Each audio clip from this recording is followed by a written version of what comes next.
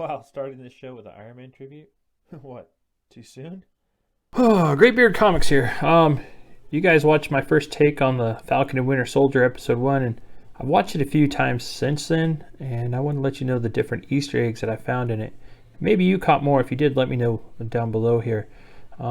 First, that first fight scene, I've watched it a few times, and that was amazing. There's some pretty cool practical shots that go on there. Again, I'm not big on the behind the scenes stuff usually, but I really do want to see how they did some of this stuff, and I think I would appreciate it. I think those flying suits are definitely practical shots where they're actually jumping out of things, um, and some of the helicopter and airplane moves are probably close to real too. This is some pretty neat. That's one heck of a fight scene. If that isn't Marvel movie level, I don't know what is. Um, and this is really that beginning, that big fight scene. This is to let you know that we're not in some sitcom that's going to build up to a fight, which was good, but instead we're in a fight building up to a battle. So this is going to be a completely different show. Um, and like all bad or new reviewers, I'm going to start at the end and work my way up. So I really like the end, and just watching Sam, Uncle Sam, as he gets his guts ripped out. The government betrayed him. They lied to him. The same, not just the government, the same senator that told him thank you for bringing in your shield is the same guy who gives it to this new Rent-A-Cap. I like John Walker. I like his arc in the comic books. I think I'm going to like him on this show. Um, I wonder, is he related to Ego? Or we're going to find out later. Here's the big Mephisto reveal that in fact Kurt Russell is his father as Ego the planet. All right, let's watch this little part. All right, I think they made him not fit his uniform because he just doesn't fit the role. I honestly think he looks like the old guy from Up in that cat costume, or maybe he looks like a little kid going out for Halloween there. What do you guys? Did you catch that? Here, I'll slow it down. It's still super fast. Uh, I was really upset there wasn't an end credit scene. Then I saw that every credit had a secret message just before it showed the person's name. So I'll go through some of them. The first one seems to be from a newspaper or a report. Uh, I'll tell you why later that I think this is from a newspaper. There's an Easter egg in our Easter egg later on. It says page 2, Shadow Group pulls off massive weapon heist. Continue on page, I can't read what page, so maybe page 3. I think this is the Flag Smashers or that new LAF. I can't find anywhere that there's LAF in our comics. But they stole a bunch of weapons. Maybe Iron Man type weapons? Who knows? I can't go through all of them. There's 36 of them. 36 of these Easter eggs. I thought that this next one was interesting. It's in Spanish. It says the new Captain America gets tough in just one day. I think the next episode we'll see John Walker kicking some butt. This one shows some of the Sokovia Accords. A lot of these Easter eggs do. We'll skip some of them, but just know that a lot of the Sokovia Accords are in here. This I had to show. It's a report seemingly from the desk of General Thaddeus Thunderbolt Ross. It says all information regarding the Advanced Humans Act has been reported to be classified by Major Donovan of the Special Unit. Not the Sokovian Accords, this Advanced Human Act. This might actually be when the government was testing on people, and General Ross knows about it. It might be that they were doing the testing some time ago, like the super soldier serum. It could be, if it were Major Brackett or Colonel Price, then I'd think we were talking about the events that occurred in Captain America Red, White, and Black. I really think that we'll see Isaiah Bradley, and I think this kind of shows that. This one says, page 1, forces from the neighboring Mandipoor have been committing human rights violation. Okay, well, I called Mandipoor before the show started. And it's still not going to be mutants, folks. why is this not quite in English? I've been committing or have been committing. I don't know. Maybe it's just only part of a transmission. Okay, this is kind of cool. This is the 13th message, and it's about Agent 13.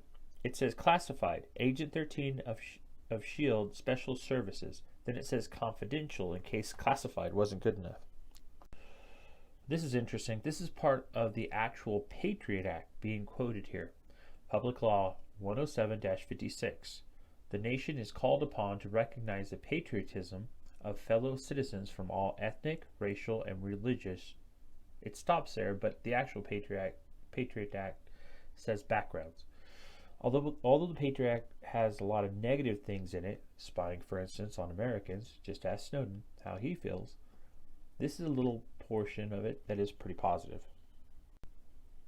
Okay, this is part of the verbiage from the Selective Service Act of 1940, which was later amended in 1942. This is a big one. Not the hidden words. Where do we go now that they are gone? That was in the last Avengers movie. But the actual picture has the super soldier serum all over the place and the words Power Broker watching. The Power Broker is a Marvel character that gave many different superpowers to different characters. One of the characters, John Walker, became Captain America for a brief period, then became U.S. agent. He's also on the show. I think we'll see the Power Broker, and I bet he's operating out of Mandipoor. Okay, this has two things. Remember earlier I mentioned that some of these seem to be newspapers? Well, this one is. Okay, first, the first thing I noticed, again, not in the hidden, quick, subliminal kind of word part, the picture of the new Cap that says Cap is back, it also says manufactured hero. I think probably by the Power Broker, like in the comic books. Then the hidden words, it says, page 1, U.S. bombers hit Hydra factories. Continue on next page. Then, on the same show, if you look at the newspaper in the Captain America display from the museum, it says, from the Brooklyn General, it's the same headlines. I can't read the year, but it's in the World War II section. So, I mean, you look at it, there's a Browning bar, there's a Springfield M1 Garand, and it's just really interesting. It's the same title and the same newspaper. This is interesting. This says that Senator Atwood pushes for stronger border control. She's the one that we see Bucky marking off on his list. Let's go over some of the other names on that list. So Hzmo, that's Helmut Zemo. I imagine he'll be getting amends on him. Kind of like what he did with the Senator. Then L. Kaminsky, he was a Marvel editor who wrote the Jack Moore Nomad series. He also co-created War Machine. I think he wrote a 91 holiday special where Captain America meets Ricky Barnes, Rebecca, who's Bucky's sister that he mentioned during his little date. We might see her. Maybe it's just a throwaway comment, but it's in this hidden Easter egg portion, so maybe it's important. If we see her, she'll be really old. So, I don't know. A. Rostov, that's probably Andrei Rostov, the communist Marvel villain known as the Red Barbarian. He's in the Winter Soldier comic, so maybe Bucky met him in Russia, and they could have crossed paths when he was in Russia there. H. Hauser was the talk show host that hates Sam Wilson. I don't know really how Bucky knows him, but that could be interesting. C. Kuznetsov. Boy, I need to work on my Russian names, don't I? This is likely Dr. Kuznetsov. He made the Russian robot Udnarnik. Jeez. The robot was mostly in Iron Man, so I don't know. This could be an Easter egg really for the futures of the Iron War. Wow, there's so much more, but these are the big ones, I think. This one is Zemo's purple mask. His dad wore it because it was stuck to his face by Captain America with glue. I don't think that will be in the MCU. Zemo wore it, or Helmut Zemo, wore it because his face was melted by that same type of glue. I don't think he won't have his face melted by Captain America, but he might be scarred and need to wear it. So I thought I would put the end credits in. It's interesting to me that they spell out Rhodey's name and his nickname, but not James Buchanan Bucky Barnes. And in case folks didn't really believe my earlier video, this is totally Joaquin Torres, a future Falcon. In the comics, he was experimented on by a different guy, but I imagine we'll get to see him get some kind of super soldier serum, probably by the power broker. See all the seams and everything? This reminds me of Transformer. I wonder if Cap's shield, if this is actually Bucky's shield, this turns into a Red Wing. I think we saw in one of the trailers that Red Wing gets broken, so I wouldn't be surprised if we discover this shield is just for Bucky and it turns into Red Wing. Here's the original shield. This is where Tony hands the shield back to Cap. And you notice there's no seams. There's definitely nothing special around the star like there is in this new shield. Here we see what's left of Cap's shield after Thanos broke it. So Cap's shield is broken at the end of Endgame. And finally, to support this silly theory I have that this new shield turns into Red Wing, you see Cap going into the past, and he's got his quantum suit on, but he doesn't have a shield. So he has no shield in this scene. So he goes back in time, and then he ages up, but he doesn't have a shield. So what exactly does he land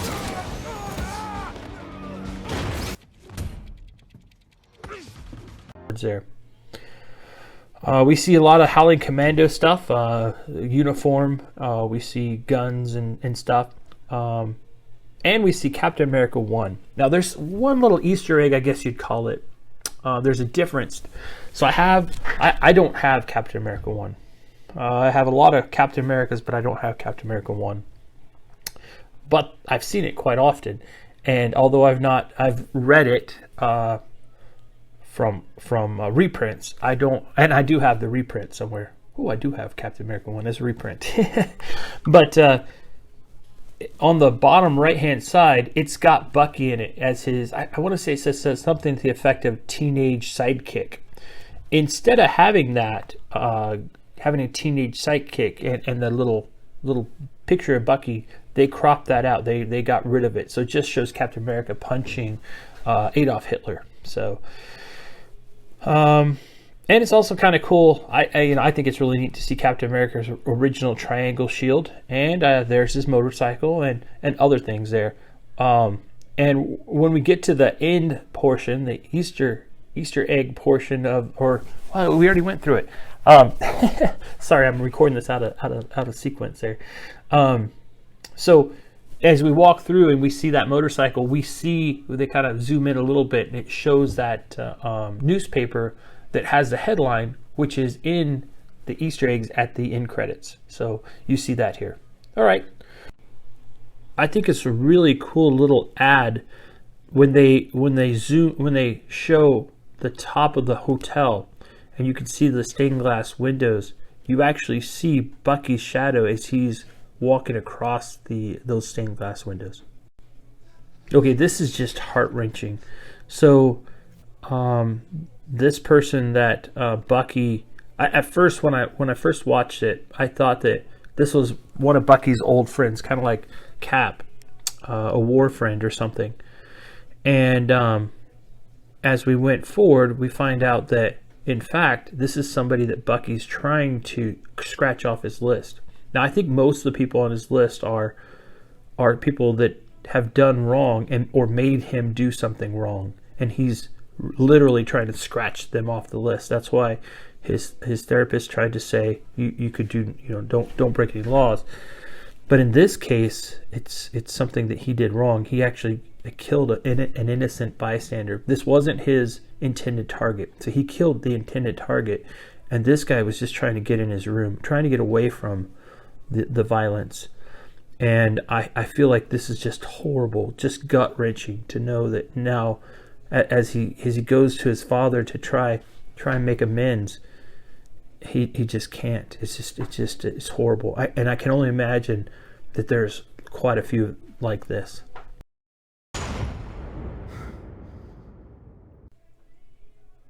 Okay, The reason we just watched the Winter Soldier is he woke up, he was startled out of a nightmare, and I wanted to point out he's sleeping on the floor. I felt the same way after leaving the service. I had to do very much of this. I ended up having to go and get help with sleeping problems, and many folks who leave the military do. And you just don't quite fit in. So you're waiting for orders while you're at work, and they don't do that. If you imagine it, we talk about getting out of the military service, and it's just a tough thing to reintegrate, I guess is the right way of saying it, into polite society. So only 7% of the folks really join the military to defend the rest. And leaving that and coming back to people don't quite understand what you were doing. They don't know how to talk to you about things like that, and you may not even want to talk about stuff that you did, even if it's simple stuff, washing a car. but things like getting a loan, Sam was having problems with that. Bucky going to therapy, having trouble sleeping. It's to the extreme for some of these guys, but we all felt that too. Also, wanting to hold on to the past. So Sam is wanting to hold on to his childhood, the things he remembers from the place he came from. Now Bucky's not having to do that because he's lost everything. So it's like Sam and Bucky are both trying to integrate into society after disappearing for 5 years, and it's a lot like a military service time, 4 years. But Bucky's kind of to the nth level, isn't he? So he didn't just blip out for 5 years. He had like nearly 100 years of time jump where they were freezing him, having him kill people under control. It's I can't even imagine what that feels like. And so you would think they would have trouble relaying that to us, but I felt it. I don't know if you guys did. I think this is a great show. This is the first episode. Today is Wednesday. I'm letting this out on Wednesday. So only 2 more days and we'll get the next episode. I think we'll find out a lot more about the Flag Smashers tomorrow. I kind of went through a bunch of these Easter eggs, and man, it's pretty interesting stuff. Definitely a lot more of Agent 13, or more Zemo, and I don't think it's a misdirect. I really think that we're going to see more information about how John Walker got his powers. I think it's going to be a lot like the comics. I think we're going to find out a lot of stuff there, guys. So I'm excited about it. I think we're going to get the Power Broker. I'm afraid that Joaquin Torres, although it wasn't Power Broker that gave Joaquin Torres his powers in the comic books, I've kind of watched some of the YouTube videos where people are saying that it was. I'd have to go back and pull it up. I probably will now, because I know that they're wrong. It was a scientist that was working under or for the Power Broker at some point. But my my gray beard means my memory sometimes eludes me, and it does in this case. The gentleman's name, but in the comics, Joaquin Torres was a flying bird. He wasn't just so. Also in the comics, Sam the Falcon. Now understand that in the comics, Sam was beside Captain America from probably the middle 60s, somewhere like, let's say 66, 67. So for years. And Bucky was lost, presumed dead. And then, this whole thing came out, I think in the 80s, that kind of brought him back to the world. So Sam was his right-hand man for a long time, very much like how we're showing him on the movies. So Sam was his friend and confidant. Yeah, it was kind of a contrived meeting on a whatever at a not a gym, but a track course there. But they became fast friends and they stayed friends, and So the only thing that Bucky and Sam have together is Cap, and I think we're gonna find. I think Bucky's gonna go seek out Sam. So Sam's been calling him. He hasn't been returning his call. Probably doesn't know what to say to him. I think now we're gonna find that that Bucky goes and seeks out Sam, as opposed to the other way around, because of the loss of that shield and this new Rent-A-Cap. I think we're going to find out that Cap, just like the little sign says, is a manufactured hero. Also, just like the Spanish message said, I think we're going to find that Cap is a little more brutal. I don't think he's a bad guy. I want you to understand, John Walker in the comics isn't a bad guy. Maybe in the beginning he was definitely misunderstood. So what happened was he made his brother out to be a hero. He, I guess, hero worshipped his brother who was in the military. I think the army. I know the army. And that so he joined the army and discovered what many of us discovered, that sometimes, so it's not all being a hero, but matter of fact, most of it's just like everything else. It's hard work. And, you have to carry, you have to pick up, you have to move, you have to do things that you don't read about in books. And so he went in the military, he did his enlistment, and then the power broker offered him power, a super soldier type serum. He took that, and then he became a wrestler. And he had a